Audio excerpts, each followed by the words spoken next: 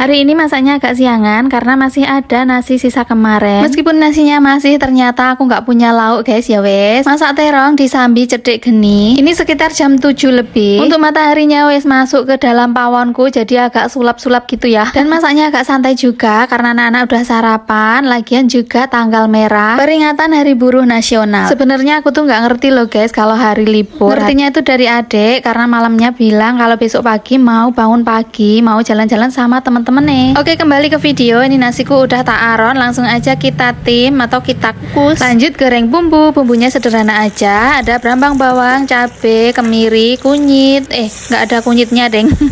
Kunyitku lagi habis, mungkin besok ya kita cari di belakang rumah. Dan lanjut goreng ikan pe. Oke, di meja sini aku sambil dengan ngulek bumbu. Jangan lupa dikasih garam supaya nguleknya mudah. Seperti biasa kalau sudah halus tambahkan sedikit air biar nggak ada yang terbuang. Dan lanjut kita tumis terongnya dengan minyak sedikit aja, diosreng-osreng. Terus masukkan bumbunya tadi. Setelah itu kita tutup biar mateng terongnya. Dan sementara itu di meja sini tadi kakak udah bantuin ngirisin tempe gembus. Dan kemarin tuh ada yang nanya gembus itu apa. Gembus itu terbuat dari ampas tahu yang difermentasi, jadilah tempe gembus. Dan ini kalau digoreng dikasih tepung gini enak epok. Dan kembali ke terongnya, ini udah agak empuk, tak masukin ikan pe nya tadi. Tambahkan air secukupnya dan juga santannya. Aku pakai santan bubuk aja. Tambahkan gula dan juga penyedap rasa. Dan di sebelah sana yang goreng gembosnya itu kakak. Oke, ini video setelah aku sarapan. Langsung aja aku cuci piring. Dan cuci piringnya itu di luar rumah alias di Blombang. Dan kalian jangan salfok sama cucian aku yang numpuk-numpuk itu ya. By the way, ini panasnya sungguh cetar banget. Tapi di sebelah sana ada yang mendung. Dan ini tak sulap cucian bajuku dan cucian piringku semuanya tiba-tiba udah bersih aja. Dan tentunya aku tadi nyucinya ditemani sama capil kesayanganku ini guys. Kalau nggak ada dia pasti udah meletak ini kepala.